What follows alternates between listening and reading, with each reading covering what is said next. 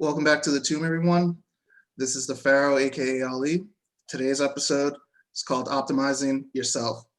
And I'm joined by a very special guest, and I'll go ahead and have him introduce himself.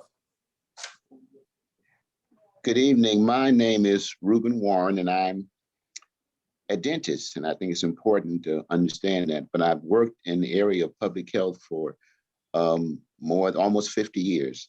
And so our conversation this evening ought to be about health, not sickness, and quite frankly, optimal health. And we'll talk about that a little later. So I'm pleased to have this conversation. So like you said, the conversation is going to be about optimal health and sickness. So could you go ahead and kind of define health and sickness or illness? Yeah, let's start with fundamentally health. From my perspective, is the physical, social, psychological, and spiritual well-being of the individual and the group in the context of their physical and social environment. It's important to clarify a couple of components in this description of health. One, that health is more than just not being sick.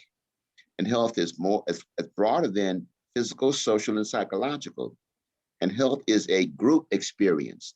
It's very difficult to be healthy by yourself, and quite frankly, to be sick by yourself. So health is a dynamic process. It's not stable, it's not static, it's continuing as we speak. So an example of that would be if someone is living in a community, themselves, they might be a vegetarian or vegan or work out every single day, but say if their drinking water is contaminated, they aren't necessarily healthy as the individual, because the community as a whole is unhealthy. Is that kind of a good example of it? Let me give you a more specific example. If I asked you right now, if I said right now, your father is very sick, your psychological, your physical, your social, and your spiritual well-being will be altered immediately. Mm-hmm. Then if I said, oh, well, no, he's okay, then that same dynamic would occur. So it's a dynamic process in it, and we have to think about it in those four domains, not just physical, but social, psychological, and spiritual. We are connected in ways that we can never minimize. So when you say the spiritual health, some people will instantly just jump to religion. Are you speaking about spiritual health in the religious sense, or is it something bigger than religion? No, it's far bigger than religion. Spirituality is recognizing something bigger than yourself, something broader than yourself. And it may have something to do with religion, or it may not. Religion is a group experience, and it takes a group to be religious. But to be spiritual, it's the individual and how he or she views himself, herself in the dynamic. Something bigger than you is what I call spiritual grounding. Okay. So I guess because you're also you also have a master's in divinity. So does spirituality come before religion, or is there a connection between the two, or like what is the relationship between the? Spirituality precedes religion. Religion tries to integrate spirituality in the religious dynamic. We're all religious in some kind of way, sometimes connected to a metaphysical dynamic, sometimes not. If you look at the U.S. currency, the dollar bill, it says, "In God we trust." Now, what is religion there? The religion in that context is capitalism. So let's not get religion confused with something other than or something more than God. It's more than a theological context. It's how you view in the collective dynamic, how you view as what's important, what's most important. Okay. And folks sometimes think that you have to go to church to be spiritual. You don't have to go to church to be spiritual. And quite frankly, you don't have to go to church to be religious either. Okay.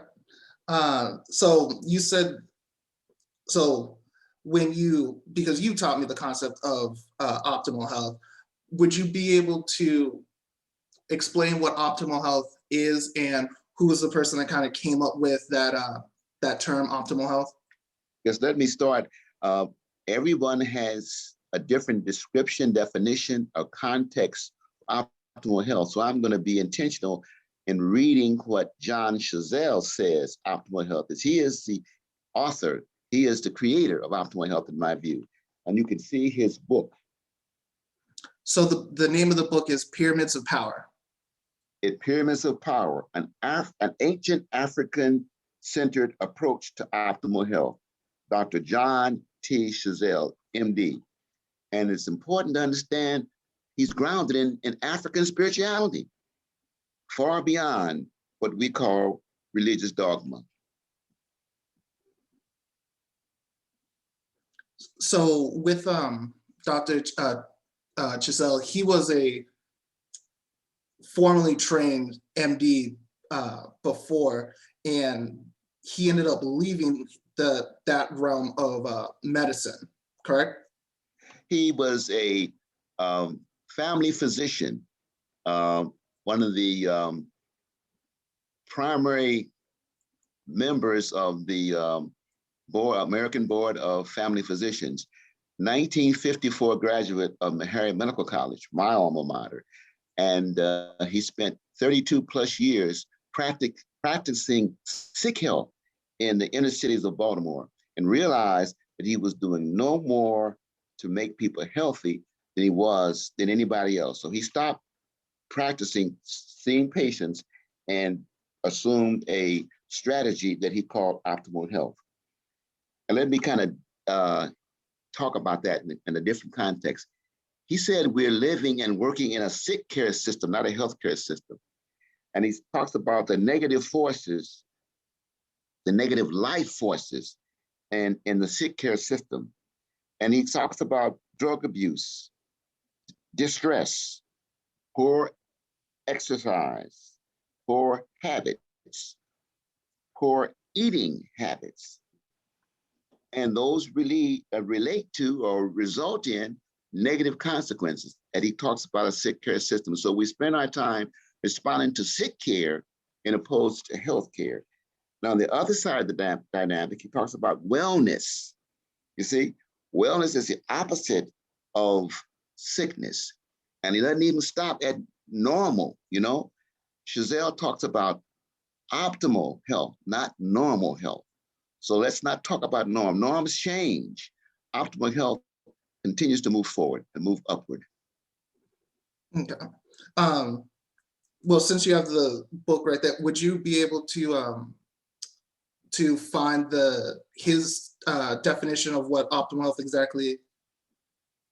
Yeah, that's why I brought the book, because people have different ways of twisting it. And I'm going to quote John Chissell. He says, and I quote, "Optimal health is the best possible emotional, intellectual, physical, spiritual, and socioeconomic aliveness that one can attain." Aliveness that one can attain. So everybody has a different level of aliveness. And we stretch, we reach, we struggle toward that aliveness. Optimal health is not a destination, it's a journey. And we continue to stay on that journey. That's Chissell's definition of optimal health. Mm. So you said that optimal health is a journey. Could you please, could you elaborate on that? Because some people say like, well, how is health not the destination? I just want to be healthy. Yeah. You want to be healthy to do something. You don't just want to be healthy. Healthy to do something. So the healthy is part of the journey to do that something. So it's important to figure out what your place is, what your role is, and in the religious context, what you've been called to do. And that journey is what Chissell calls optimal health. And I totally agree.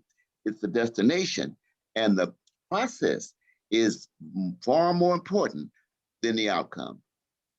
Mm. So with optimal health being a journey throughout someone's life, then optimal health will take on different roles, correct? Because health for someone who's 18, optimal health for someone who's 18 might look different for someone who's maybe 60, 65. It is absolutely different. And you have to understand where you are at your point in time and adjust yourself accordingly. I'm 75 years old. I'll be 76 this year. And the things that I did do when I was 25, 45, 35, 55, I can do them, but I have to do them differently. In other words, I exercised. I used to run a mile a morning. Now I walk a mile a morning, but I still get that in every morning. I meditate to help me to regain my sense of purpose, my sense of being. And that's part of the journey of reaching optimal health. I know I'll never get there, but I continue on the journey. And that's what the beauty of the process is. Mm-hmm. So, and that's interesting because you said that you used to run a mile, now you walk a mile. And I know that some people look at it as like, well, I can't do the things I used to do anymore. It's like, so kind of looking at it as a deficit. So I know that we've talked about it, the asset and deficit model. Could you go ahead and kind of explain what the asset and deficit model is in terms of health? Sure. The notion of health is positive. The notion of ill health is negative. So if you talk about the positive, you don't look for the negative, not what you couldn't do, but what you can do and how do you do it differently. I get more rest now because I need more rest. It takes more time for my body to regenerate.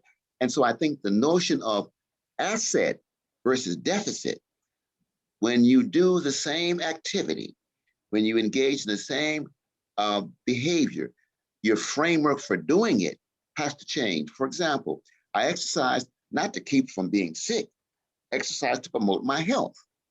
Very different framework. I may be doing the same walking or the same running. I eat to be healthy, not to keep from being sick. So if you eat to keep from being sick, if you're not sick, then you think you're eating right. And it's okay. But if you eat to be healthy, you continue to pursue better ways of eating, better ways of digesting, better ways of assuring that you reach your maximum potential. Mm-hmm. And you said that the things that you do is to promote your health.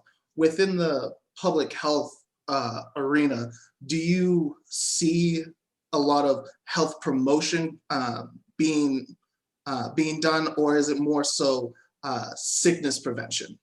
I see it is prevention. When you talk about prevention, that's automatically preventing something that's you don't want. So let's not talk about prevention or preventive health. Let's talk about promotion or promotive health. You see, you're promoting health in opposed to preventing disease. Different framework, different way of thinking. And part of it is a different way of thinking. Chissell says thoughts become things. Think that what you want in opposed to that what you don't want. Don't think sickness, think health. Changes your framework and changes your action, the power dynamic.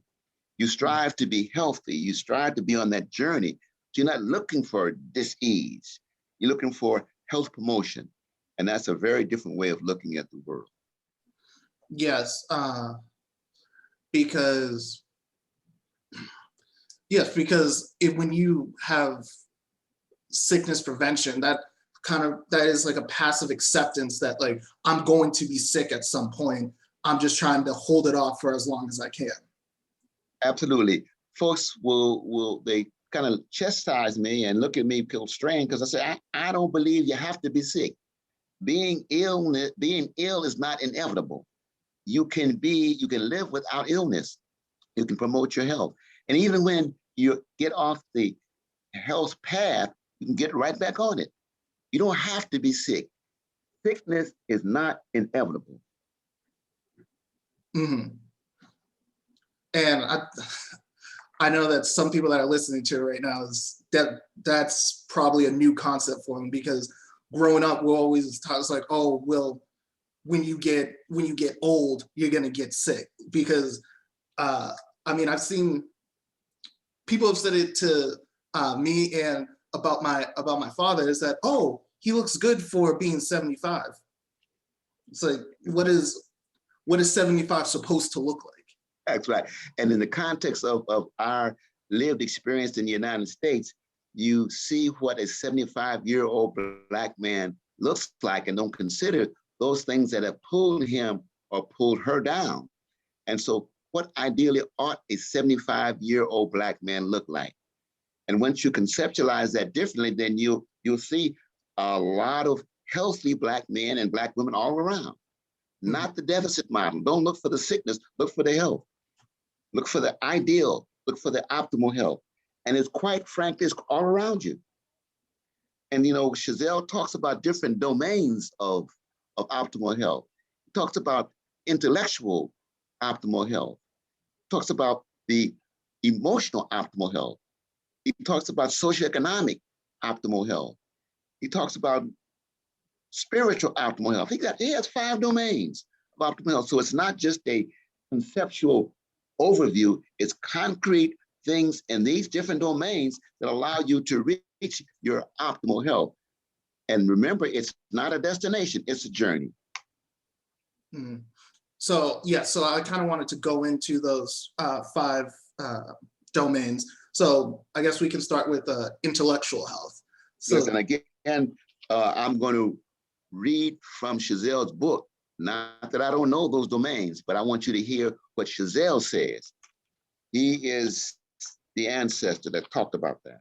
He starts off with optimal intellectual health. And before he starts that, he starts with the proverb. Good thinking is better than good money. An African proverb from Mali. That's the thinking now. And he says optimal intellectual health is defined as being aware of all thoughts and choosing to actualize those thoughts that we believe will move us toward our greatest potential and highest good. Greatest potential and highest good. That's how he defines optimal intellectual health. And within the book, he also has a diagram of it. Could you kind of just go through the outer levels of it, and because it's kind of it's a nestled triangle? Yes. He talks about optimal intellectual health, and he has the pyramid and the outer surface of the pyramid. He says energy choices, directions, and feedings for optimal intellectual health. On the outer boundaries of the pyramid is unlimited thought exposure. Ask empowering questions and test them against universal laws. Unlimited thought exposure. Ask empowering questions and test them against universal laws. And that means really the second level is non-judgmental of what is, retaining life, enhancing information, and know by actualizing. Just don't think it, you got to do it. Inside of that pyramid, he talks about calm acceptance of reality, confidence, and fearlessness. Given those dynamics, you ought to be able to achieve optimal intellectual health. Non-judgmental, really important. Retaining life, enhancing information, essential. And know by actualizing, not just what you say, but by what you do.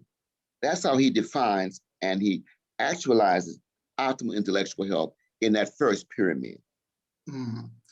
So I guess, how have you internalized or worked towards optimal intellectual health within your life?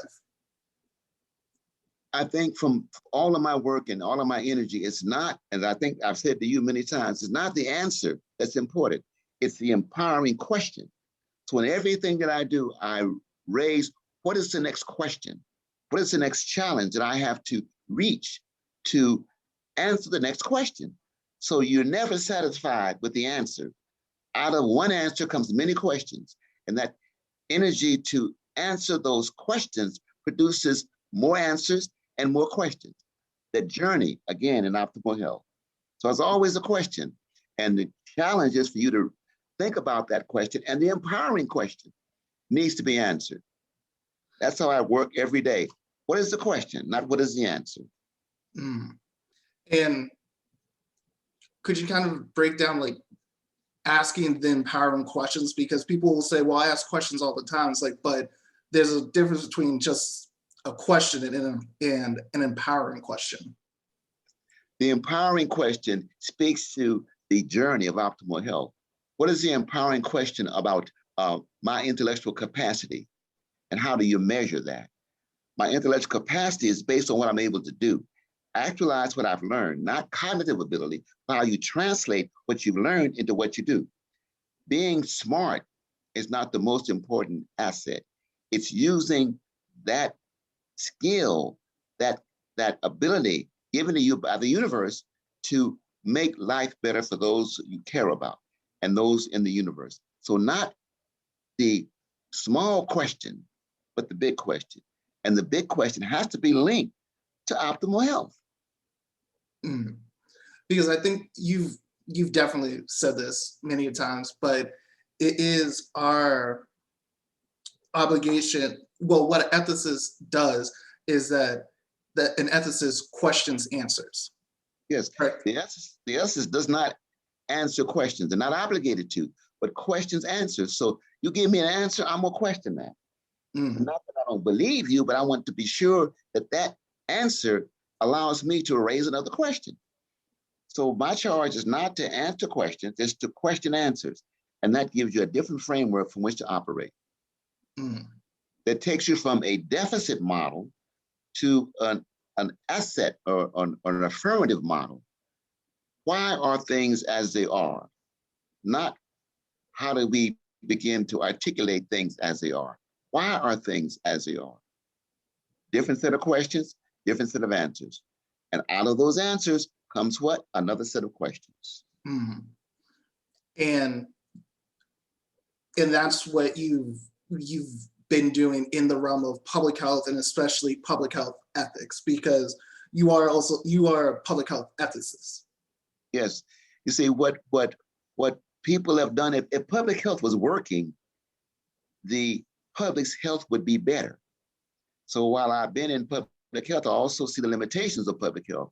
And that's what's pushed me beyond the domains of public health into the notion of ethics, because ethics simply says, what are the values? What are the principles? What are the experiences that allow me to make judgment?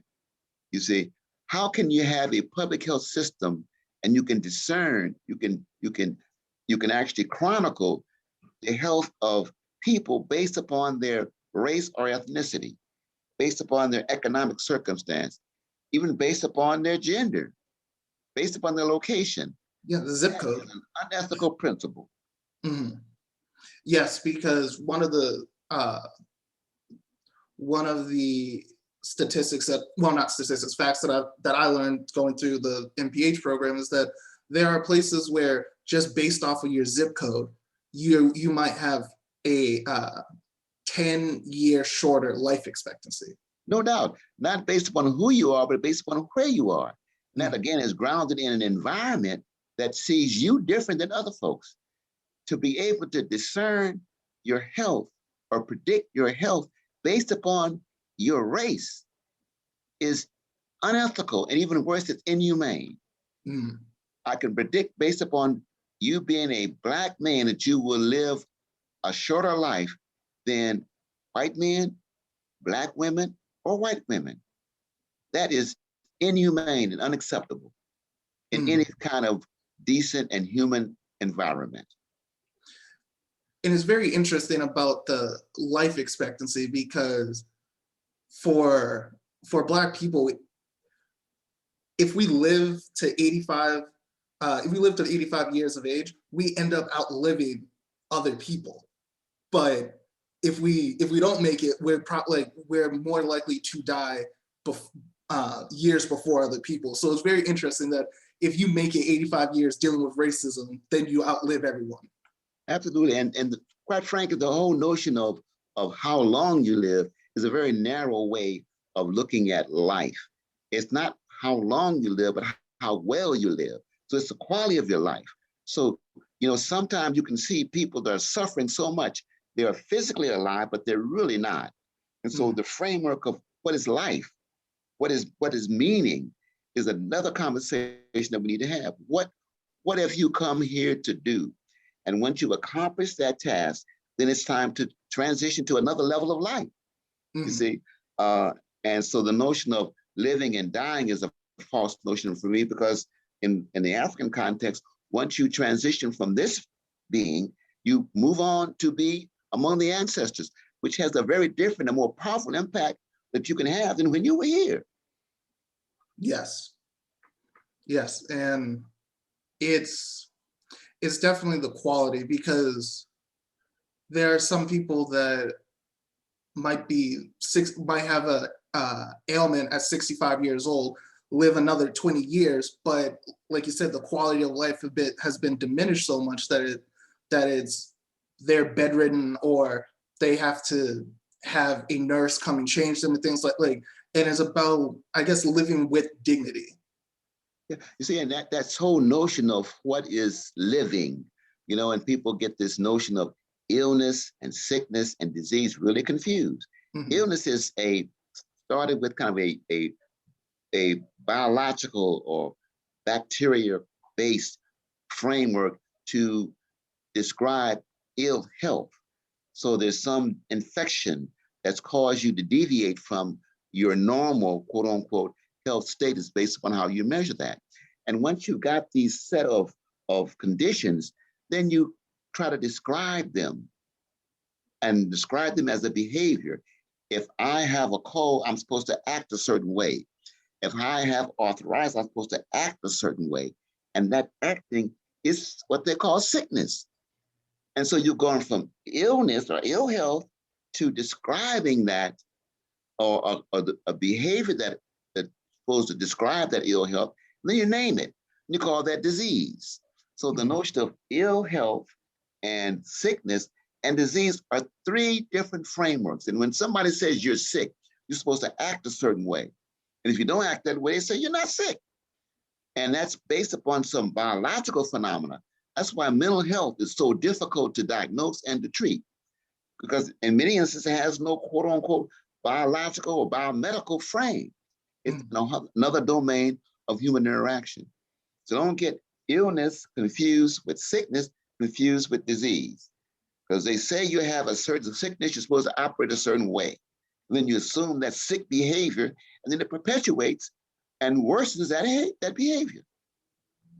Yes. So if you tell someone they're sick, they kind of assume the sickness and identify with the sickness, and it becomes a part of them and how they operate and how they view the world. Absolutely. And not only do they assume a certain behavior, you expect a certain behavior.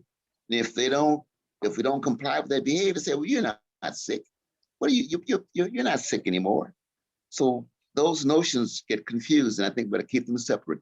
And again, don't get caught up too much in this whole disease, negative, ill health framework. So we've slid away from optimal health, talking about disease, illness, and that's the wrong framework. I'm not denying illness. I'm not denying sickness, but I'm saying that is the lack of health. So let's talk about health and how we maintain our health. And more importantly than our health, our optimal health. Okay. Yes. And it's when you do talk about health, it's hard to not slip into that, because that's the paradigm. Negativity. That's the paradigm that we live in. That's right. And we don't have to do that. Remember, thoughts become things. Think what you want rather than what you don't want. And just asking the question was who told you had to be sick? Yes. And it doesn't deny that sickness, that illness doesn't exist. But it's important to understand the difference and how do you respond to the difference. As Chissell talked about, in the sick care system, you respond to sickness. You don't go and respond to health. You respond to illness. So when you get sick, you try to get back to a normal. And then when you're at that normal, you wait to be sick again. in opposed to striving toward optimal health, which is that journey. Because I Eat think because you want to be healthy, not you don't want to be sick. Exercise because you want to be healthy, not because you don't want to be sick. And the behaviors are very different. Mhm. You know, you rest because you want to be healthy, not because you don't want to be sick. And it's a mindset. And it's hard to get people to embrace that, particularly when you're in the midst of illness, sickness, and premature death. You can have a disease and still be healthy.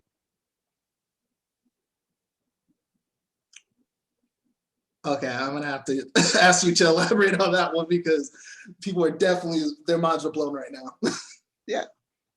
For example, how many people do you know that have or living with a chronic disease? And if that disease is managed appropriately, it doesn't stop them from doing anything. You see, it's only when you allow that disease, that sickness to overpower you, and then it becomes the controlling factor. You see, so you can have a dis-ease and manage that dis-ease and allow it and then be healthy. Because I know very few people who are not wrestling with some type of dis-ease. You know, I have a glaucoma and I use those eye drops every night. Nothing has changed in terms of what I can do, what I can see.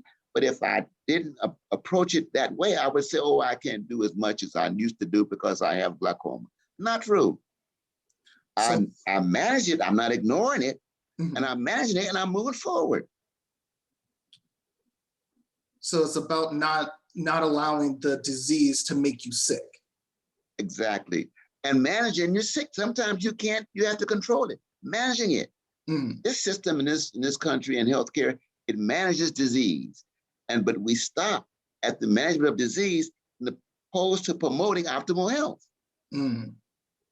See, don't stop because you're not ill. Continue to move forward to be healthy. Okay. Different mindset, even though the behavior may be the same. Calling someone and say, how you doing? That's promoting optimal health. It says to me that the person who called is concerned about me, is asking how I'm doing. That's a social dynamic. And if they're concerned about me, maybe I ought to be concerned about me myself. Maybe I ought to stay healthy so they will not be concerned about me being sick. We've integrated a social well-being, psychological well-being, physical well-being, and quite frankly, spiritual well-being as well. And that's the interplay between the individual in the community. That's that, and you can't do it by yourself. Can you imagine? Just take this coronavirus pandemic we've been in. The greatest challenge, in my view, has not been the virus itself. It's been the dynamics that's created around the virus itself. Right now, the mental health of the country is out of control because of the isolation and so forth. They talked about social distancing. And I would argue that physical distance is what we should have done, because to remove the social interaction between individuals is dangerous, it's unhealthy. So you can see the physical dynamic is one thing, but the social and psychological dynamic is even greater. So we're in the midst of trying to heal mentally and threatening our physical well-being again. They say that we're safe now. The pandemic is being managed so we can go back to our normal behavior. And quite frankly, it's been slowed because of the normal behavior was not healthy behavior. So let's be very thoughtful about how we re-enter this quote unquote a new normal, or I would argue an optimal health, not a new normal. The normal for Black folk was not good. So yes. I don't want that. I want an optimal health journey in opposed to a normal journey. And that's very interesting. You said that the normal was unhealthy, because I can say that for myself, since the pandemic, it made me very conscious of how many things we actually touch, all like how diseases really get transferred. And I just kind of looked at it, I was like, yeah, how did we do this before? Like, why did we think that this was certain things were normal before? And then now realizing like, oh, I could get sick from this, or I could get an illness from this. It changes your mindset around certain things. Yeah, and you remember Chissell said, not normal. Mhm. Don't try to embrace the normal, embrace the optimal. You Yes. see, because norm changes. You know, I think at one point in time, the normal blood pressure was a certain level, and now it's higher than that. So a normal is not where I want to be. Optimal is where we need to be. And that's your greatest state of aliveness. How can you be the best that you can be? And you can't do that by yourself. Mm. So I guess we can move on to, I think the next one is physical health. The next one is optimal emotional health. Emotional health. That's how I outlined him in his book. And so I'm going by Chissell's outline. Okay. And Chissell says optimal emotional health can be described as courageously managing the emotions we experience in such a way as to maintain joy, peace of mind, and harmony within ourselves as we relate to our environment and nature. And nature, he says, are all the living things we come in contact with. Mm. So you see, he's talking about a different way of interacting, not only with individuals or human beings, with all that's in the environment. Mm. Words like joy, peace of mind, and harmony, you don't hear those in the context of the health delivery system. How do you achieve joy? And what pill do you take to be joyous? Mm-hmm. How do you achieve peace of mind in an environment that is insane?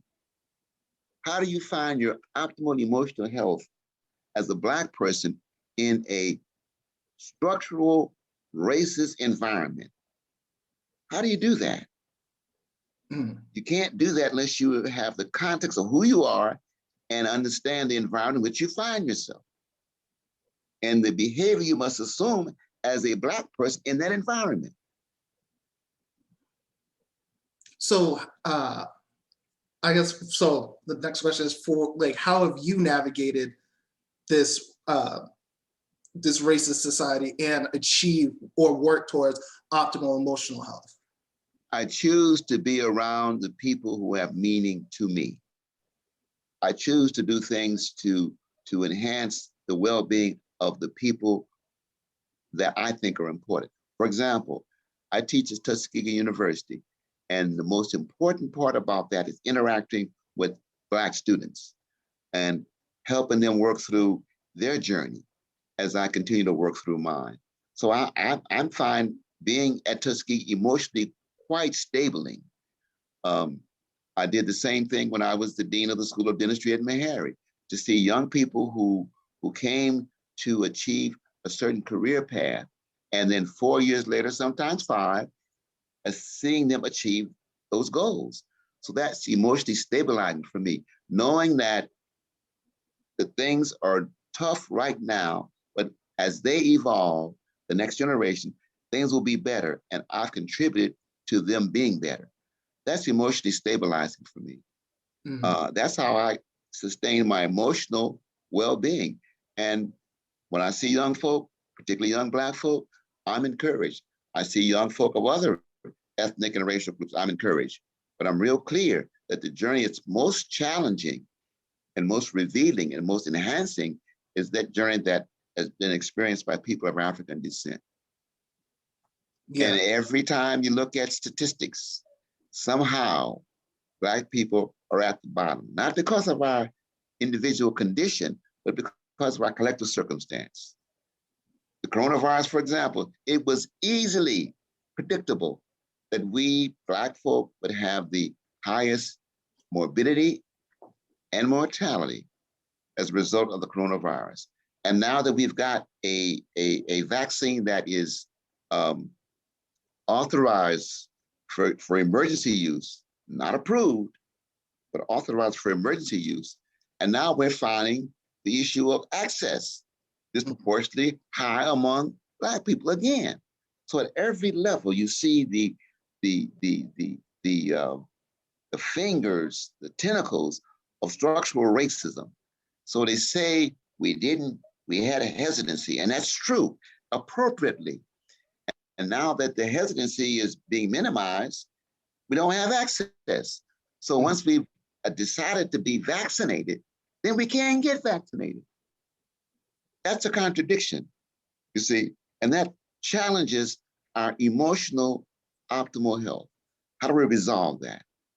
Yes, because, and with you being in public health for as long as you have, how have you managed to stay joyful, have peace of mind, and have harmony? Because I can say that for me, when I went into public health, for the beginning of it, it was a little bit jarring because you see, like you said, Black people at the bottom of every health indices, and we don't just see, as a Black person, you don't just see that as numbers. You see your aunt, or you see your uncle, you see your mother, father, sister in those numbers. But you see, what's clear to me, and I come out of an African ethos, I understand what we have done as African people and what we can do as African people. And so these are just, this where we are right now is part of a long journey, optimal health again, to regain our sense of greatness. All that has been created in this world was created initially by African people. So if we did it then, why can't we do it again? And we will. But we've got to begin to understand what our capacity is and strive toward that journey. But I'm not discouraged, because I know this is only one step in our history of greatness. So, and again, just one step. And I'm not convinced that I can do it all, but I can do my part and pass it on. The baton was passed to me by some great African scholars. And I say African scholars synonymous with Black scholars. And they passed it to me. And I'm doing my best to actualize what the responsibility they gave to me, and then I'm passing on to another set of African young scholars like yourself. So I'm not worried at all. Matter of fact, I'm encouraged when I see the next generation doing the things that enhance what I've done in my generation. So I'm not discouraged at all. And I understand it's broader than public health. Public health is just one part of it. Talking about a framework for which we actualize what it really means to be African, what it really means to be Black. So I'm not discouraged at all. So your advice to people going into Black students going into public health is pretty much understand where we've been, so that you can know where we're going and what we can attain.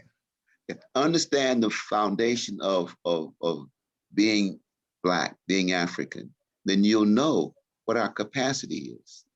See, and if you don't have a sense of who you are, then you have no idea of what you can do. So my work is not grounded in public health per se. It's grounded in our sense of who we are as a people. To be is more than to be doing something. So when you know who you are, it allows you to do all the things you want to do. But if you don't know who you are, you're striving to figure that out. And therefore you see detours as unsurmountable obstacles. And I don't believe that's the case. Yes, and I can definitely say that when going through the public health program, not from people at Tuskegee, but when I spoke to people outside of it, when I told them about the things I wanted to do, about looking at food deserts and food insecurity, about particularly towards Black people, the question was like, well, why not just all people? It's like, because when you look at it, we're the ones that are in greatest need. And I just find it interesting that as a Black person, as a Black man in public health, me saying I want to study and improve the quality of life for Black people, some people will try to deter you from it. But if you are of any other race, then they just say, oh, well, that's expected. Yeah.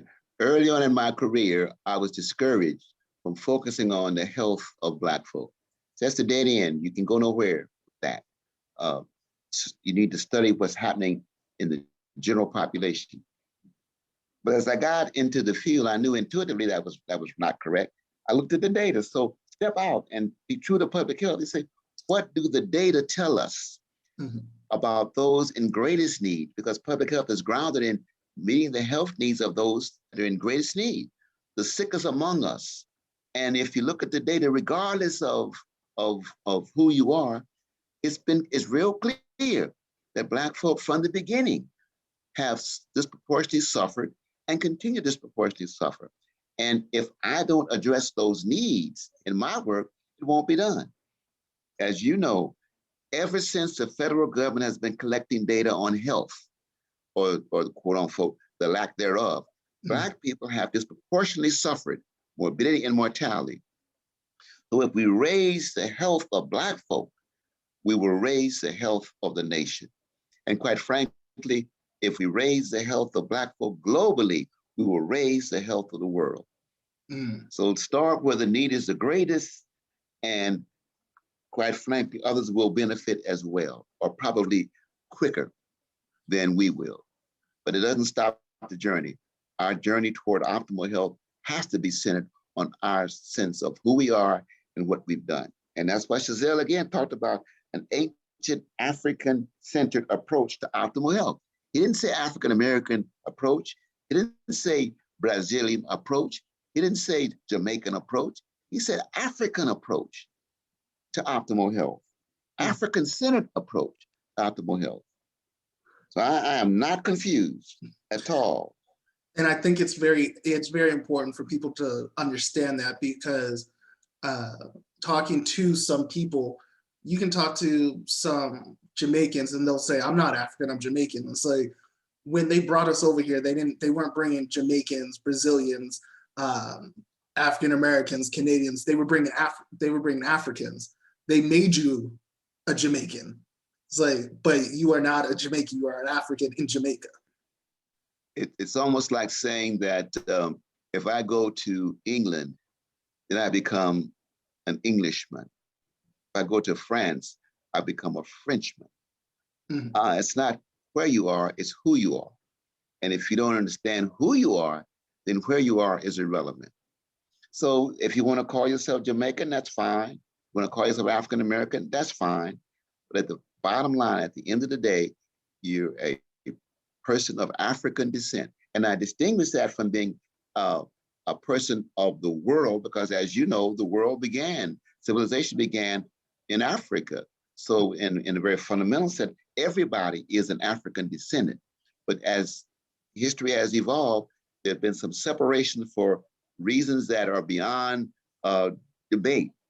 And we are clear about who African people are in the 21st century. We are who we are, even though some of us don't admit it, don't even know it. Yes. But go, regardless of where you go, the challenges for people of African descent are the same. The diaspora is suffering regardless. Let's go on to optimal physical health. Yes. And that's where most people are, optimal physical health. And let me tell you what Chissell says about optimal physical health. Let me get it right.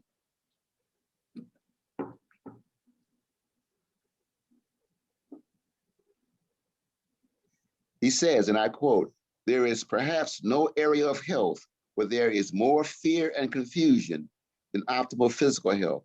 Yet the principles and practices that produce optimal physical health are perhaps the simplest and easiest to understand if we follow the teachings of our wise, ancient African ancestors and study nature." See, and study nature. Okay? So he says that what we do in terms of our physical well-being are grounded in principles of our African experience. He says, now, optimal physical health, optimal rest, optimal nutrition, and optimal exercise. Optimal rest, optimal nutrition, and optimal exercise. That's grounding in optimal physical health. Mhm. So what's confusing about that? Not understanding it, but doing it. Mhm. And remember, getting involved with the sick care system has nothing to do with optimal health.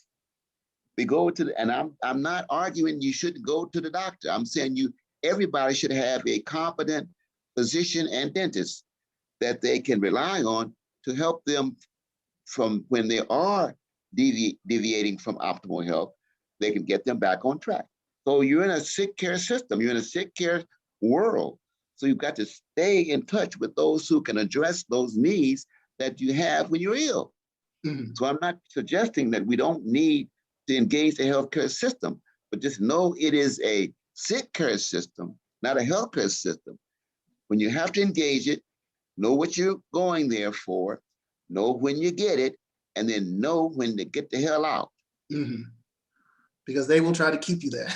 Yeah, we were taught. I'm a dentist. I was taught to deal with sickness. So if you come to me, I'm looking for sickness. I'm looking for disease. I'm looking for pathology. And so that's my job. And if I can't find any, I tell you, you're in good shape. Go away and come back in 6 months. I'm going to look again for disease. I'm going to look again for sickness. I'm going to look again for illness. And that's the nature of the system. And we're bypassing the optimal health dynamic. Mhm. And is that part of the reason why you transitioned from being a dentist into public health? No, not part, because really being a dentist, it really, oral health enhances the quality of one's life. Mhm. You see, and you don't get your physical, your systemic health needs taken care of and ignore your oral health needs being taken care of. But in my lived experience, your physical health needs are usually taken care of prior to your oral health needs. So when somebody's coming to me for oral health care, they've generally taken care of the physical health care needs prior to. Mhm. So, being happy, being able to smile is really a social psychological enhancement. So I didn't leave dentistry because I didn't like it. I just realized that what I was taught to do was not resolving the oral health needs. It was responding to oral disease, Mhm. and that was overwhelming. Mhm. The chronic disease most prevalent in this country right now among children are oral health needs, dental caries with Black and brown children. That's a chronic disease. And with adults, particularly people of color and low-income populations, the missing teeth, the absence of teeth Mhm. is a serious problem. But we think that's normal. At a certain age, you're supposed to lose all your teeth. Not true. Not true. But if you have that mindset, then at a certain age, you expect to lose all your teeth. So you think that's normal. That is the norm, but that's not optimal. Mhm. And so keep in mind optimal health. You're born with 32, you ought to transition with 32. And that's possible. It's happening with middle income and high income white children and white adults. It's not happening with low income Black and brown children. Dental caries is a preventable disease. It's rampant among Black and brown children and And Native dental caries children. is cavities, correct? Yes, Okay. it's cavities, rotten teeth. Cavity is a hole, Mhm. and the bacteria eats a hole in the structure of your teeth. And that's what causes, quote unquote, disease in your mouth, as well as periodontal disease, which is in the gums and what they call periodontia, inflammation and bleeding of your gums. So yes, but oral, you can't separate oral from systemic health, but we do that unfortunately. And again, reaching back into our African past, they didn't separate oral from systemic health. It Mhm. was one well-being, one physical well-being connected to, of course, psychological, spiritual, and social well-being. So, and then we can get back to optimal physical health. Why do you think that there has been a separation between systemic and oral health? Because with working with you, I ended up writing a paper about oral and systemic health and the relationship between the two, and seeing how periodontitis, which is swelling of the inflammation of the gums, and heart and its connection with heart disease and type 2 diabetes. It's like it doesn't make sense why you have dental insurance and then health insurance, as if dental is not part of your health. Let's walk it back a little further. Why do we separate spiritual health from physical health? The African physician had to be a priest first. Imhotep, the real true father of medicine. Mm-hmm. You had to be a physician, a priest before you could go into medicine. So there's a connection between spiritual and physical well-being. Now, fast forward to this country and Europe, it's economically driven. You see, it costs too much to treat dental disease. And the expectation was that you're going to lose them anyway. So let's get the money while we can, while you have those teeth that are being destroyed. And then eventually you're going to lose them anyway. But now people are keeping their teeth longer. They're aging. So you're keeping your oral health a longer period of time, and the resources, the system is not there to address it. Right now, Medicare does not provide for oral health care unless you can define it in the context of medicine. So the billing system, if you will, for certain oral diseases, oral conditions, is billed as a systemic condition, and you can get reimbursed. It's just driven by the money. Direct relationship between race and income and oral health or oral disease. And I say race and income because if you look at low-income white people, non-Hispanic white people, their oral health is poor as well. Look at low-income people of color, their oral health is poor. But even middle and upper income people of color, their oral health is better than low income, but it's not equal to that of non-Hispanic whites. So race is there regardless of income, regardless of education, regardless of geography. Race is there. So that's interesting because for African people, it's a race problem, but for other groups, it's a class income problem. For us, it's both. Yes, but yes. Like you said, is that with the middle and upper class Black people, is that it's better than the low income, but it's not comparable to, there is still a disparity between people who their counterparts. At every level of the health system and the health care system, race is a distinguishing factor, and people of color, particularly African Americans, particularly people of African descent, are in the lower levels of health and the lower levels of health care. And they say it's unexplainable.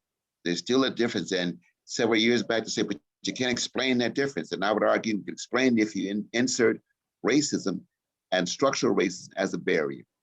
And now it's come full circle. That difference is based upon not race, but based upon racism.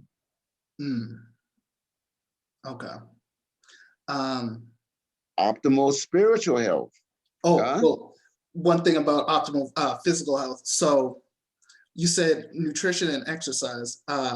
Nutrition, rest, and exercise. So I know for the exercise part, you said that you walk a mile every day. And then for the nutrition part, what do you do to achieve optimal physical health? I'm a vegetarian, and therefore I've for 15 years now, I don't eat any animal product. No, let me be clear. I do eat cheese, but I don't no meats, no Okay. meat, no fish, no poultry, because beyond the quote unquote the nutritional value, the way that those animals are raised for slaughter for food has some really serious uh, health challenges. The antibiotics, the hormone therapy, all those things make it even worse. Mhm. And so I've chosen to not eat any meat product at all. So that's my decision, and that's how I enhance my optimal physical health. Okay. So it was um,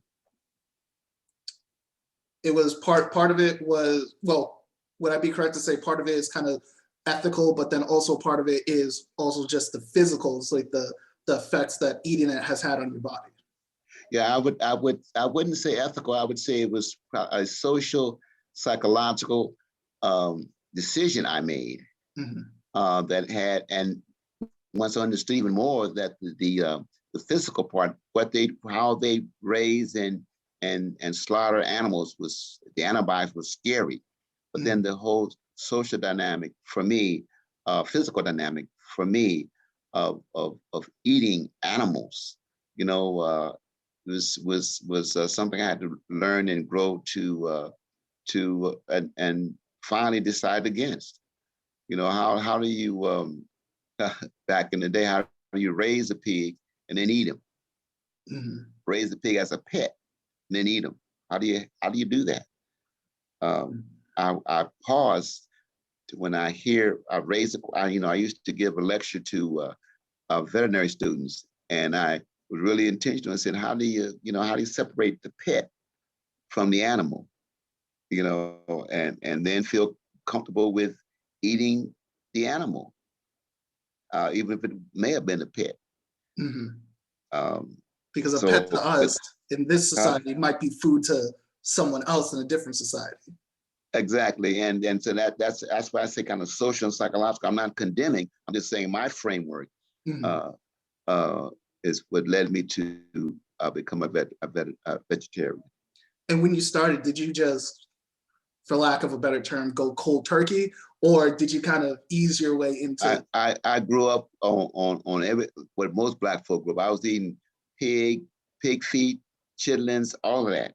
And as I began to evolve, I as a sophomore, no, junior in college, um, I got involved very much in the Black student movement and Nation of Islam, and realized the danger of pork, Mhm. and studying. I was a biology major, studying what that the pig is the filthiest animal that around.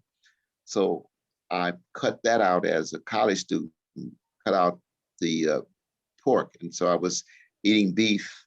And then as I came through, finished dental school and went on to public health, I recognized that the beef, in terms of how it was raised and the antibiotics and all of the rest of that, I cut back on that. And then again, knowing the relationship between uh, uh, meat and high blood pressure for Black folk, I cut the beef out, and I was only on chicken Mhm. for a while. And then after, what do they do to chickens? You can have a chicken that never puts its foot on the ground, and again pumped with hormones to make the chicken fat. Uh, and then I cut chicken out, and then it was only fish. And then doing my work in environmental health, doing my work in toxic and hazardous waste, the pollution of the lakes and rivers uh, uh, helped me to understand that the fish you eat is full of toxins. Mhm. You see, so if I can figure out where the fish came that I'm eating, and many times you can't, then it was not the fish in terms of its nutritional value, but the the toxins that went along with eating the fish.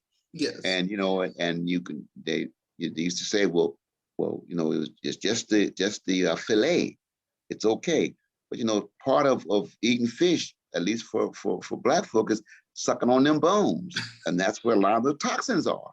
So it came to my consciousness to just let it all go. And it's a process. So you go through this process each step until you get to the place where you want to be.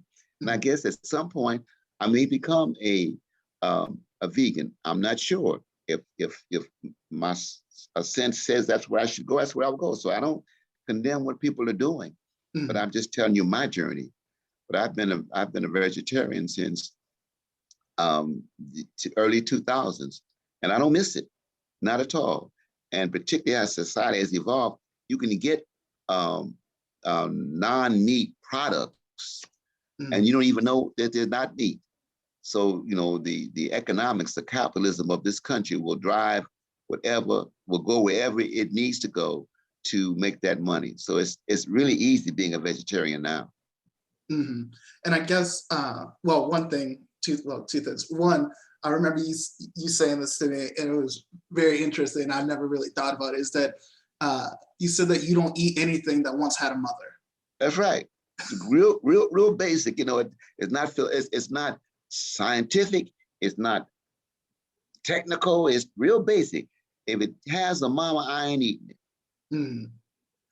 And I find, like you said about with the capitalism driving, because before it was hard to find vegetarian burgers and I guess for people that are in public health that are trying to work towards health promotion and optimal health, is trying to make optimal health in this society profitable, which I guess maybe there's some ethical discussion to have about that. It's like, should you be profiting off of optimal health? But I mean, for things to work, that's the society that we live in right now.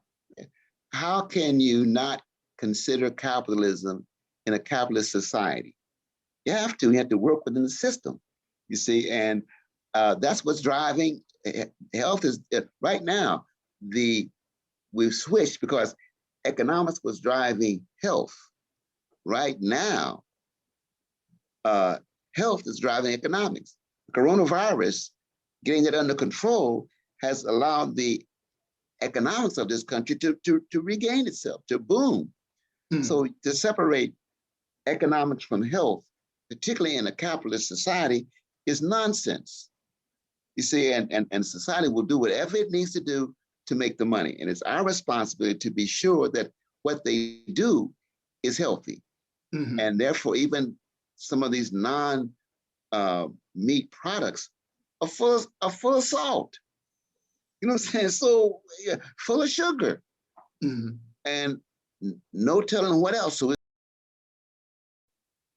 let me conclude. It's impossible to be in an environment that has certain political constructs, has certain economic constructs, not consider that as a part of the health dynamic. You see, you can't be healthy by yourself. And they talk about health disparities. And what I'm suggesting, that let's talk about political disparities, and we can connect health to the greater society and what we need to do. And let's move on to optimal spiritual health, which is my fun one. My fun one. And it's Chissell's fun one as well. And let me read what he says. Let it be clear that we are not speaking and writing about religion when we address the subject of optimal spiritual health. We are talking about something more fundamental and basic.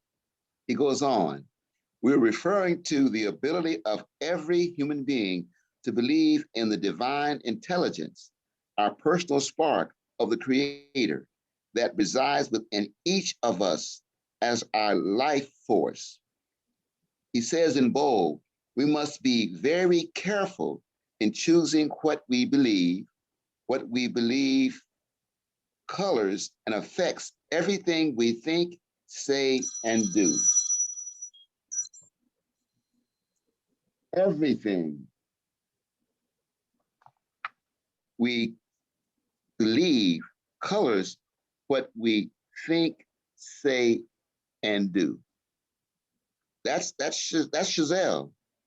And what we don't need to get caught up is in this religious dogma. I went to seminary to understand religion and spirituality because I know that's fundamental to how Black folk have been able to advance in spite of the circumstance. Mm-hmm. There's no way we should even be here by any measure of survival, of strength, of resources. So it's at a level that we have to accept. You see, we don't have to understand, we have to accept. And our spiritual grounding is why we're here and why I'm convinced if we do our part, we will remain. We are a spark of the Creator. Mm-hmm. A spark of the Creator. And that's powerful. And he also goes on and says, if you take a drop of ocean water, that drop has everything in it that's in the ocean. So everything in you is a part of the Creator. Mm-hmm. You know, we are all, in my theological context, we are all, God is all, no, let me say it right. We are all that God is, but God is much more than we are. Mm. And I use spirituality, life force, God, all synonymous, and the metaphysical being beyond us. Mm. So with that, it's kind of, we share in the qualities of God, the universe, but not the quantity of. That's right. Okay. That's right. So everything that's in you is God, mm-hmm. But everything that's in God is not you. Mm. Okay. You see, take that drop of the ocean. That drop is not the whole ocean, mm-hmm. But everything in that drop is in the ocean. Mm. So whatever is possible to be done, you have the capacity to do it. Mm-hmm. Doesn't mean you will, doesn't mean you can't, but you have that capacity. And when you know that, there's nothing you won't try. Mm. You see, that's the power. I can do, if it can be done, I can do it. Mm. You see, and back to the journey, doesn't mean you will do it, but you know within your own consciousness that you can. So you're on that journey to get it done. That's why I say to you all the time that you're going to be Dr. Davis. I am absolutely, and no question about it. I bet my last dollar. Thank you. There's no pressure, it's a reality. As long as you want it, you have it. Mm-hmm. And it's very interesting because going through school from UMass Amherst to coming to Tuskegee is that one of the differences that I've saw as a student is that it was the expectation for you to succeed in Tuskegee, because it wasn't, oh, well, we'll see if you'll pass. It's like, no, we are expecting you to pass. And when you set expectations for people, well, I'll talk about in the realm of students, when you set expectations for students, it's a natural kind of want to rise to those expectations as a student. Yeah, and not hope. Mm-hmm. You know, I didn't hope you would be successful. I know it. Mm-hmm. And the question is, I have no control. You have no control over the time or the place, and in many instances, circumstances. But you know that you're going to be successful. That's that journey. Mm-hmm. So Chissell was not talking about this narrow thing called what people think of as health. He was talking about a worldview, as he said, an African-centered approach to optimal health. It's very important to understand that the scope of his vision. And Chissell, I don't know if he ever been to the continent. From Virginia, went to Virginia State, then on to Meharry. So his vision came out of his lived experience. See, and what he did, he put it on paper and then put it in the book. And then he gave the book to me and gave it to others. And now you have the book. Mhm. And now this conversation, folk will say, how can I get that book? You see, that's the power. Well, you can get the book on Amazon.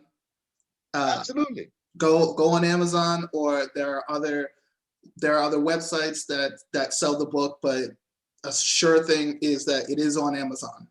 So if you are looking for the book, it is again called Pyramids of Power: An Ancient African Approach. And it's by John T. Chissell, MD. Yeah. Chissell. Yes. So going back to, let me take a minute about Chissell. I think I told you he was a Meharry graduate, 1954. He made his transition 50 years later at his reunion at Meharry in 2004. I was at a conference and someone called me and said that Dr. Chissell had made his transition. He was in his hotel room preparing to go participate in another exercise at his 50th year. So given who he is, what he's done, if it was time and the right place for him to transition, it was then and at that time.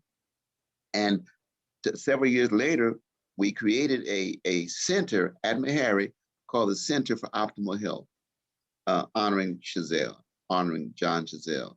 He was my mentor.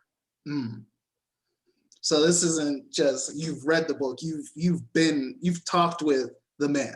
Oh, I followed him around about 7 years. I didn't say a word, just followed him around and absorbed his wisdom.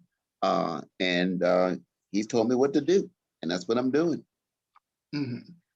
And when you read the book, Dr. Chissell also talks about his own personal journey of him dealing with health, because he had a chronic disease, but through optimal health, he was able to manage it and be, like you said, it's like you can still have a disease and be healthy. That's right. That's right. Dr. Chissell grew up in Virginia, and you know about the Virginia ham. He said he grew up on it and loved it. But when I met him, he was a small man, but he had lost a lot of that weight. So he was short, but he was in a perfect time. He would talk about not only what you're eating, but how to prepare the water to drink, everything, rest, exercise.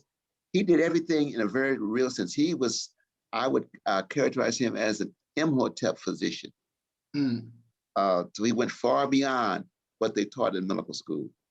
And that goes to the spirit that, like, of us as a people, is like it's never lost. Like we'll have an Imhotep in our lifetime, in our generations. Like we always reappear. The spirit of Chissell lives on. It lives through me and others, to you, through you and others, through them, others. And spirit cannot be destroyed. Spirit is energy. Energy cannot be destroyed. So it moves on. And as long as we call his name, he lives. Yes. And that's the spirituality of it. And absolutely.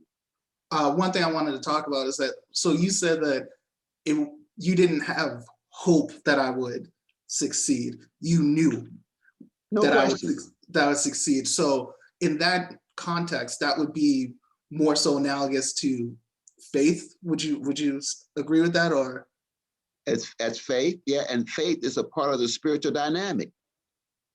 Faith is believing in something that you can't see or hear, or you have to know it. You have to see it with your mind's eye, not with your physical eye. And believing that right will prevail is a part of one's spiritual framework. And at the end of the day, right is all there is. There's deviations from right, there's deviations from good, but right and good is all there is. And I'm transitioning from right, which is an ethical framework, to good, which is so yeah, you know it. I'm sorry, could you repeat that? To transition to good, which is you ended up cutting out. Okay, I said good is an ethical framework. Who decides what's good? You decide based upon you and your content context, your cultural context. What's good for you may not be good for others. And as we've done many times, talked about the U.S. Public Health Service syphilis study at Tuskegee. Those who were doing it, some of them felt it was good. Say the men didn't have anything, they didn't have any health care, we didn't do them any harm, so they did good for society. And from our context, it was horrendous, it was evil, which is worse than bad. And so their good and our good were two different things. Yes. And Cutler, who was one of the physicians, said several years back before he passed, we did nothing wrong. If I had to do it again, I would do it again. And for those listening, what we are talking about is the United States Public Health Service syphilis study at Tuskegee. Now, because you work at Tuskegee and I'm a child of Tuskegee, we're gonna have to get this right here. It is not called the Tuskegee Experiment. It is not called a Tuskegee syphilis study. Go on.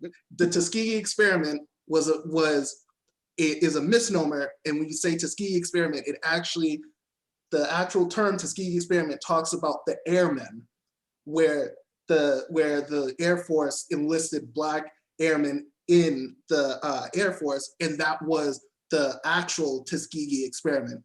But the proper name for it, and I'll let you go ahead and say it one more time, it is the United States Public Health Service syphilis study at Tuskegee. Now, the original name was the Tuskegee study of untreated syphilis in the Negro male in Macon County, Alabama. Now, listen to what that says. The Tuskegee syphilis study of the Tuskegee study of untreated syphilis. That means they would never intend to treat those men. Negro male. That means they did not include anybody other than Black men in Macon County, Alabama, which was beyond Tuskegee. So the study was, the so-called study was conceived unethically and continued unethically for 40 plus years. That's another whole conversation, but one that has to be had and has to be known. So I appreciate you pausing, Mr. Davis. Yes, and especially because with everything that was going on with the pandemic and people saying, well, Black people don't trust the medical field because of the Tuskegee Experiment. First of all, when I hear that, my blood starts to boil. If anyone around me knows that if someone says Tuskegee Experiment, I start getting hot. But what really got me is that these are so-called experts that are saying this, going on these MSNBC, CNN, everything like that, calling it the Tuskegee Experiment, so that I know that they don't know what they're talking about. That's right. That's right. And don't waste any energy on it. If they start off saying Tuskegee Experiment, Tuskegee syphilis study, you can just turn it off and move on. Yes. You know they don't know, and they haven't called and to find out. Yes. I don't care who they are. Okay, so on a brighter note, I think the next one is social economic. Social economic, and Chissell says, remember this in the context of his lived experience, and he says, optimal socioeconomic health is defined as the state of aliveness in which we relate to the cohabitants of our immediate and more extended environment in such a way that we lovingly serve our Creator, ourselves, and those we come in contact with in a way that moves us and all concerned to reach their greatest potential and highest good. And he says that over and over again, greatest potential and highest good. And we don't know what our greatest potential is. And as long as we're doing the best we can, we will reach our highest good. And that comes directly out of the African-American experience about socioeconomic well-being, optimal health. People don't want to deal with that, but Chissell dealt with it straight up. You can't even engage the healthcare system in this country appropriately if you don't have a financial base. Mhm. The Affordable Care Act was a wonderful, wonderful first step, but it was short, but it's more than has ever happened. And right now it's building. Mhm. This current administration has expanded the Affordable Care Act. And it's not by chance that it was introduced under the leadership of the first and only African-American president. People think that's just happened to be, no, no, no, no. That's grounded in our African spirituality. Remember, Mhm. the president's father was a African, quote unquote. And so the spirituality of that is embedded in what he's been able to do. That's the optimal social economic. And the people in public health always say, not always, but too often say, it's an economic issue. And therefore, we don't know how to deal with it. No, no, no, no, no. It's a social economic issue, and we must deal with it. And Yes. economists can't deal with it in a vacuum. And Chissell is dealing with it within the African American experience. And it makes it very real. And he's said what it is, and we can embrace what it ought to be. And that's something that I thought about, because with what I want to do in terms of my doctorate, going after my PhD, is the non-traditional way of how public health policy, well, health policy has been looked at, because I view it as public health touches every facet of our lives. And when I look at the actual essence of it, I find a lot of African spirituality in it, because we never really separated, oh, that's just education, or that's just business, that's just infrastructure, environment. It's like, no, all of this is connected. And if we don't understand that, then the actual health of the public is going to continue to suffer. Absolutely. Absolutely. That's holistic, that's comprehensive. That's what Chissell talks about, African-centered approach. Mhm. And as you know, in an African context, you can't separate the sacred from the secular. It's one and the same. And Mhm. so we don't talk about it in terms of, well, physically or economically or religion. It's one in the same. The sacred and the secular are one. What you find is the sacred pushes the secular, and what our pictures is the secular. It's Mhm. all grounded in a spiritual context. Okay, and spirit is everything. And then spirit are pictures in what one would call the soul. That's like a, a fertile soil that you plant a seed in. And as the seed grows, if the soil is the seed, the seed is going to be produced if it's in good soil. So if we put in the good seed in good soil, it are pictures in the physical. The sacred and the secular are one. And anyone who tries to separate them is not going to achieve optimal health. It's not going to happen. Yes. And one of the best representations of that I learned about was through reading of ancient Kemet, so-called Egypt. And the way that they approach science and spirituality is that, like you said, is that they were intertwined. And some people look at it as like, oh, that's just mysticism and magic and everything like that. And it's like, not really. The way that they approached it is that they were spiritual but scientific, and they believed that through the scientific method, through understanding the natural world around us, we became closer to the creator. And that's how you find the spirituality within science, because I hear a lot of times people in science say like, well, spirituality and religion are over here and science is over here. It's just like, nah, there's something spiritual about finding out how the natural world works around you. Yeah. Remember, Imhotep, 2800 BC, was an Egyptian, Mhm. Egyptian physician. And you had to be a priest before you could become a physician. So they knew, and we know. And so we're trying to put it back together in order to achieve our optimal health. And Chissell put it on paper. And Yeah. so we're not confused about what needs to be done. It's just the courage to go ahead and do it. Yes.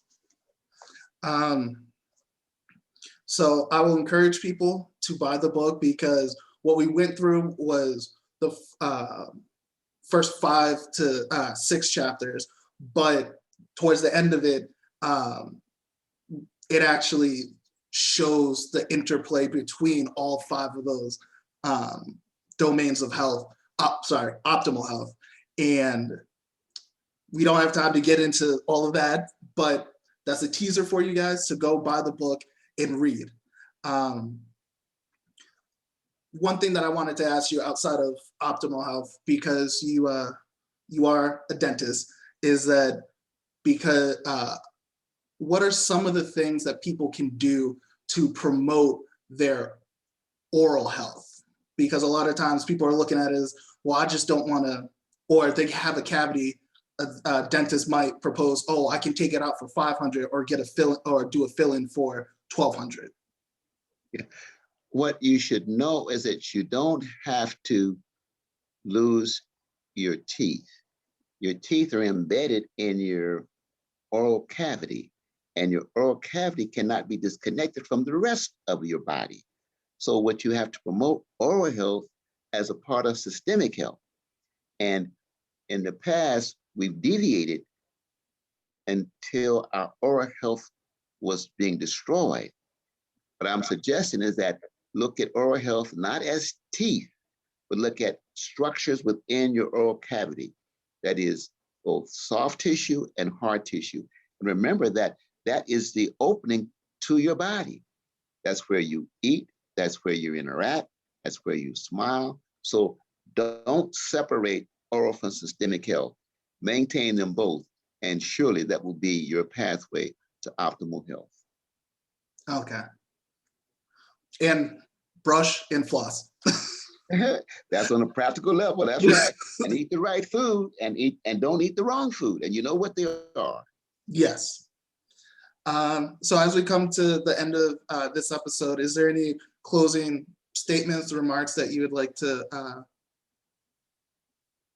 Yeah, I think the most important thing is that we're having a conversation beyond the narrow scope of public health, a broader conversation to integrate what we're talking about into your well-being.